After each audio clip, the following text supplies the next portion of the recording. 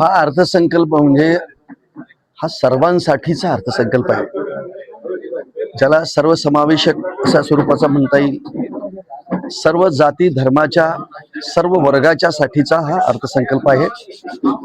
आणि आतापर्यंत जेवढे महाराष्ट्रामध्ये अर्थसंकल्प म्हणजे सादर झाले होते त्यात सर्वाधिक रकमेचा म्हणजे 7,69,000 कोटी रुपयाचा हा इतक्या मोठ्या रकमेचा अर्थसंकल्प आहे। आणि या अर्थसंकल्पामध्ये शेतकरी, शेतमजूर, महिला, युवक म्हणजे कर्मचारी असतील, सर्व म्हणजे विशेषतः महिला शेतकऱ्यांच्यासाठीची यावर्षी आंतरराष्ट्रीय शेतकरी महिला वर्ष आहे, म्हणून महिलांच्यासाठीच्या खूप चांगल्या योजना या अर्थसंकल्पामध्ये, ज्या शेतीशी जोडधंदा ज्याला म्हणून आपण, ज्याला पशुसंवर्धनासाठीच असेल, डेअरी असेल, मत्स्य व्यवसाय असेल, अशासाठी विशेष महिलांसाठीच्या ह्या योजना या अर्थसंकल्पामध्ये आहेत। आणि शेतकऱ्यांसाठी तर खऱ्या अर्थानं खूप चांगल्या अशा स्वरूपाच्या योजना या आपल्या अर्थसंकल्पामध्ये आहेत। 2 लाखापर्यंतची शेतकऱ्यांना कर्जमाफीची घोषणा याच्यात केलेली आहे। मोफत वीज देण्याचं शेतकऱ्यांच्या कृषी पंपांना ही घोषणा त्याच्यात आहे।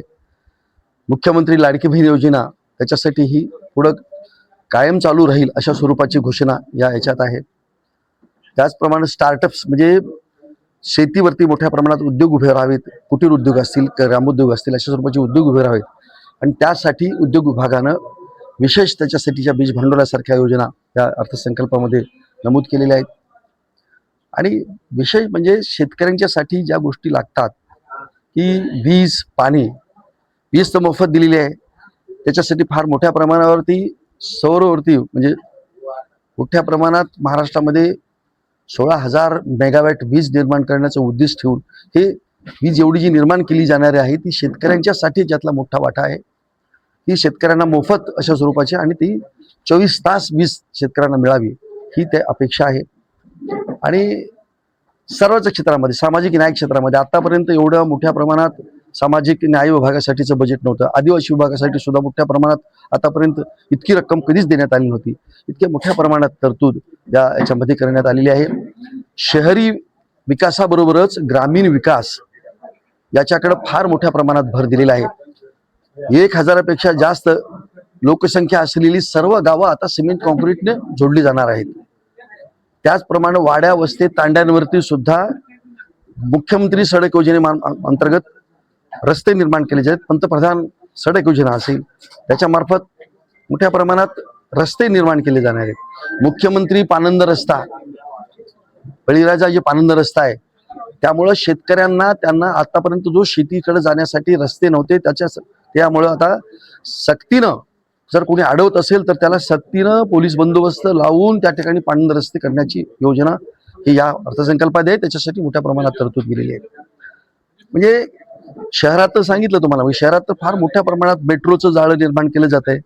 शहरामध्ये अनेक प्रकारच्या वेगवेगळ्या प्रकारच्या झोपडपट्टी विकासाची योजना असेल, तिथं तुम्हाला पंतप्रधान आवास योजना असून घर देण्याची योजना असेल, की ह्या सगळ्या योजनांच्यासाठी मोठ्या प्रमाणात तरतूद करून महाराष्ट्रातला प्रत्येक अगदी शेवटचा माणूस या अर्थसंकल्पामध्ये अंत्योदयाची संकल्पना मांडलेली आहे। आणि अंत्योदय म्हणजे जो शेवटचा, या महाराष्ट्रातला शेवटचा माणूस त्याच्यासाठीचा हा अर्थसंकल्प आहे आणि त्याचा डोळ्यासमोर ठेवून अर्थसंकल्प हा सादर करण्यात आलेला आहे।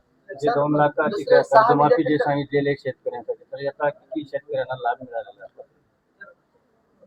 मला प्रश्न कळला नाही तुमचा। 2 लाखाची जी कर्जमाफी शेतकऱ्यांना लाभ मिळालेला आहे बघा, आपल्या महाराष्ट्रामध्ये साधारणतः 3.5 कोटी शेतकरी आहेत आणि ह्या शेतकऱ्यांच्या पैकी ज्यांचं 30 सप्टेंबर 2025 रोजी थकीत पीक कर्ज असेल त्या सगळ्या शेतकऱ्यांना या योजनेचा लाभ मिळणार आहे, जे म्हणून थकीत असतील ते। आणि ज्यांनी नियमितपणे कर्ज भेटलेलं आहे त्यांना 50,000 प्रोत्साहनपर त्याला दिले जाणार आहे। सर, दुसरे 6 विद्यापीठाची घोषणा होणार आहे म्हणून सांगितलं। पहिले 4 विद्यापीठ महाराष्ट्रात असताना या विद्यापीठांची दुरावस्था विषयी आपण काय सांगणार? मी तुम्हाला काय म्हटलं, परदेशी विद्यापीठ 4 विद्यापीठ तुम्ही कुठले म्हटलात पण आपल्या इथं खूप, आपल्या महाराष्ट्रामध्ये खूप विद्यापीठ आहेत, 4 नाही। कृषी विद्यापीठाचं बोललो नाही मी, मी तुम्हाला कृषी विद्यापीठ बोललो नाही, तुम्हाला मी जनरल जे अकॅडमिकचे जे विद्यापीठ आहे त्याच्या संदर्भात बोललो. नाही परभणीच्या शेतीच्या क्षेत्रामध्ये 4 विद्यापीठ आहेत. ही सगळी विद्यापीठं अधिक कार्यक्षम करणार आहोत आपण. आणि इथं मोठ्या प्रमाणात AI चा म्हणजे कृत्रिम बुद्धिमत्तेचा वापर मोठ्या प्रमाणात करून इथं अनेक नवीन पद्धतीचे संशोधन कशा पद्धतीने होईल याच्यासाठी वेगळ्या पद्धतीची तरतूद केली जाणार आहे. कृषी विद्यापीठाची दुरावस्था ह्याच्याबद्दल सांगा. सगळ्या ज्या विद्यापीठांमध्ये दुरावस्था असेल ती सगळी विद्यापीठं सुधारली जाणार आहेत. आता AI तंत्रज्ञानामुळे डिजिटलायझेशनमुळं कुठेही पद्धतीचं चुका होणं, काम चुकारपणा होणं हे आता म्हणजे करता येणार नाही.